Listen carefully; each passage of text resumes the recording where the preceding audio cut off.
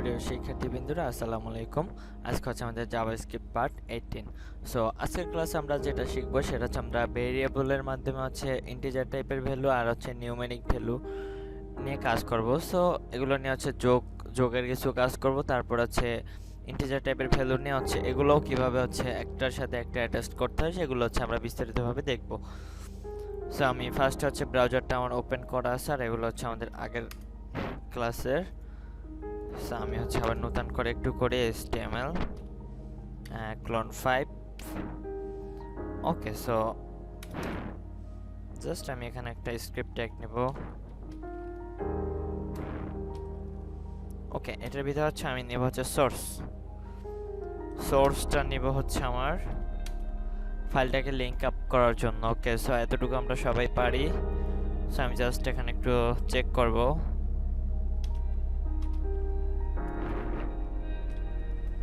document dot write function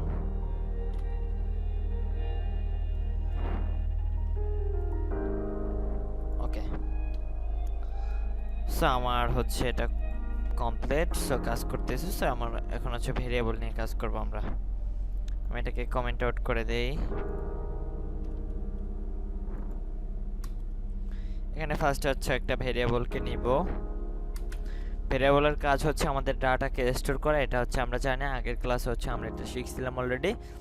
so আমি first হচ্ছে numeric value নিয়ে একটু কাজ করব, এরপর হচ্ছে ইন্টিজার টাইপের ভ্যালু নিয়ে কাজ করব। সো ফার্স্ট হচ্ছে আমি নিতে পারি যে যেহেতু আমি একটা নাম্বার নিব, নাম্বার ইকুয়াল টু হচ্ছে 16, বা আমি নাম্বার না, আমি হচ্ছে ABCD দিয়েই করি একটু এ। এরপর হচ্ছে ভার ভি ইকুয়াল টু হচ্ছে আমাদের এটাও হবে আমাদের 50 দিব। ওকে, এরপর হচ্ছে আমাদের আরো একটা ভার থাকবে, ভেরিয়েবল থাকবে ভার, এটা থাকবে হচ্ছে সি ইকুয়াল টু আমি দিতে পারি হচ্ছে এটা 13 দিলাম, 30 দিলাম। ওকে, জাস্ট এনাফ। এরপর হচ্ছে আমরা এখন একটু কাজ করব।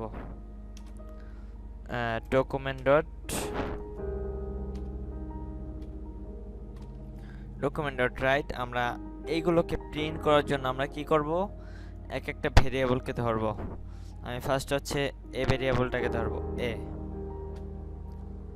আমি যখন এ ভেরিয়েবলটাকে ধরবো আমার 60 আসতেছে। এই ভেরিয়েবলের ভিতরে কি আমার ডাটা স্টোর করা আছে হচ্ছে 60। সো এখানে আমরা দেখতে পারতেছি কি 60। সো আমি যদি এখানে প্লাস করে আমি যদি এখানে একটা ব্রেক ট্যাগ নেই, ব্রেক জাস্ট এনাফ। এরপর হচ্ছে আমি কন্ট্রোল টি দিয়ে এখানে নিলাম হচ্ছে ভি, কন্ট্রোল টি দিয়ে আর একটা নিলাম সি। সো আমার তিনটা ভ্যালুকে নিজে নিজে করে আসবে না। এটা হচ্ছে আমার এ না এর ভ্যালু, এটা ভি এর ভ্যালু, এটা হচ্ছে সি এর ভ্যালু। সো আমি এখানে আরো একটা জিনিস দেখাই, আমি এখন যেটা দেখাইতে চাইতেছি, এই যে ভেরিয়েবলটা আমি একবার নিলাম, এটা কি একবারই নিতে পারবো? জাস্ট আমি আরো একবার নিলাম, এটার নাম দিলাম হচ্ছে এ, এটা হচ্ছে সি, কন্ট্রোল টি, এটা থাকবে এ। এখন আমার এ নাম্বার ভেরিয়েবলটা দুইবার হলো না, উপরে একবার এ একবার, আমার কিন্তু এখানে নেওয়া আছে একবার।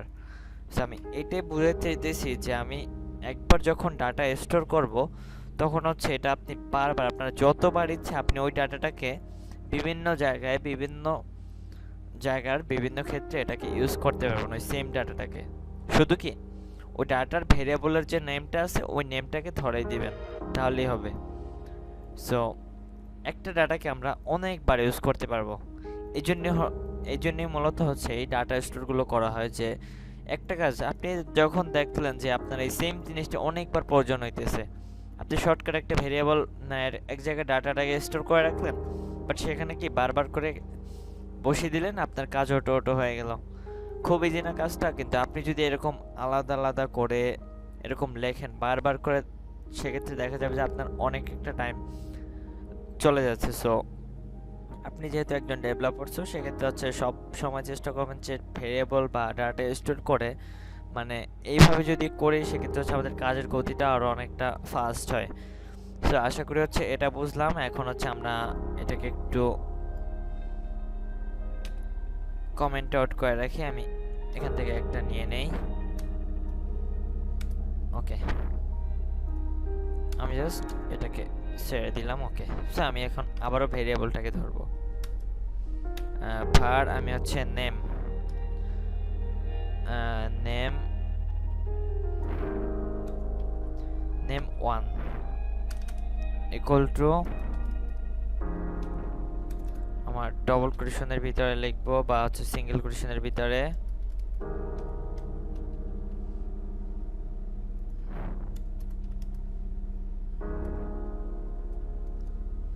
আব্দুর। ওকে, এটা হচ্ছে নেম 1, কন্ট্রোল টি, এখানে লিখবো হচ্ছে রহমান,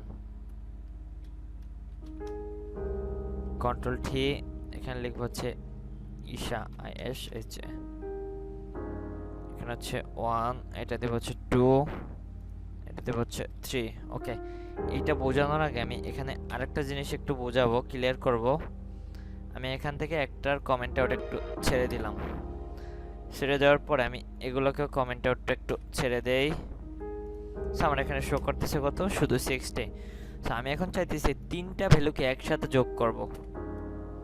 আমি এই যে তিনটা ভ্যালু আছে আমার এখানে var a vc, আমার তিনটা যে ডাটা স্টোর করা আছে, আমি তিনটা ডাটাকে একসাথে এটাকে যোগ করব।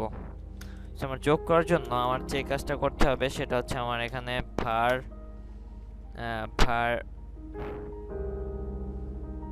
এখানে লিখলাম যে মোট ইকুয়াল টু আমার a, তারপর হচ্ছে আমার প্লাস b প্লাস c। ওকে, সো আমি এখন জাস্ট এখানে লিখব কি, আমি এগুলোকে কেটে দিলাম। আমার এখানে কি আছে 60 এর ভিতরে। এখন যদি আমি এখানে লিখি মোট, তখন আমার কি আসবে, আমার পুরোটার মানটা আসতেছে না 140। আমি একটু হিসাব করে যে 60 and 50 আছে আমাদের 110। সো এরপর হচ্ছে আমার আরো 30, সো 140। আমার কি পুরো মানটা কিন্তু এভাবে করে আসতেছে। আমি সেম ভাবে এইটার জন্য এখন কাজটা করব, সেম কাজটাই এখানেও করব। সেম কাজটা হচ্ছে আমরা দেখলাম নাম্বার ভ্যালুর মাধ্যমে, এখন দেখব হচ্ছে আমরা ইন্টিজার টাইপের ভ্যালুর মাধ্যমে। ওকে, সো আমি যখন হচ্ছে এখানে a লিখব তখন হচ্ছে আমার এ না, এখানে হচ্ছে নেম 1 হবে, নেম 1টা ধরলাম।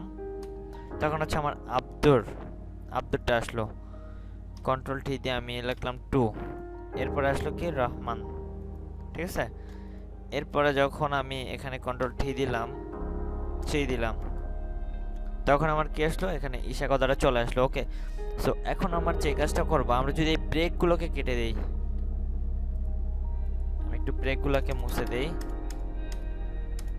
এখন কিন্তু এগুলো আমার সামনাসামনি আসবে, এগুলোকে আমার এখন সামনাসামনি আসবে, 3 বার করেই আসতেছে। আমি যদি একটু স্পেস করি, ওকে, আচ্ছা এটা এখানে না, এটা হচ্ছে এখান থেকে স্পেস করতে হবে। আচ্ছা, আব্দুর রহমান ঈশা কথাটা এভাবে চলে আসলো, কিন্তু আমি চাইতেছি সেম নামটা আমার একবার লিখবো, আমার 3টা লাইন না লিখে, আমার 3টা ভেরিয়েবল না লিখে আমি একটা ভেরিয়েবল নেব যেটার মাধ্যমে হচ্ছে আমি কি পুরো নামটাকে ধরতে পারি। সো আমি এখানে আরেকটা কাজ করব, আরেকটা ভেরিয়েবল নিব, এখানে লিখব হচ্ছে ফুল নেম ইকুয়াল টু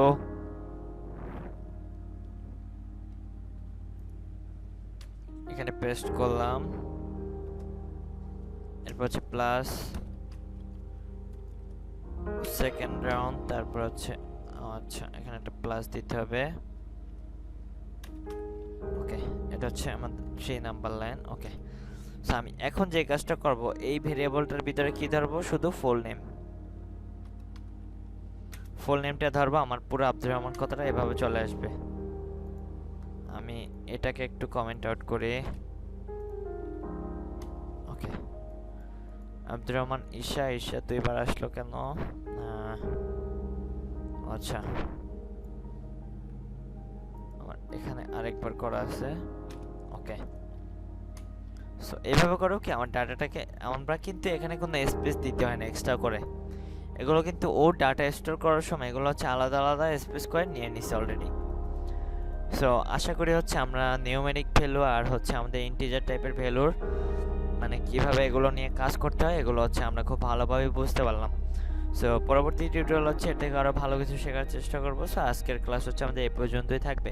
আর এখানে যদি কারো কোথাও সমস্যা থাকে বোঝার, সেক্ষেত্রে হচ্ছে আমাকে কমেন্টের মাধ্যমে অবশ্যই জানিয়ে দিবেন, যাতে হচ্ছে আমি পরবর্তী টিউটোরিয়ালে বোঝানো খুব ভালোভাবে আরও সহজ করে বোঝাতে পারি। সো আজকের মতো এই পর্যন্তই থাকবে। সবাই ভালো থাকবেন, সুস্থ থাকবেন। আসসালামু আলাইকুম।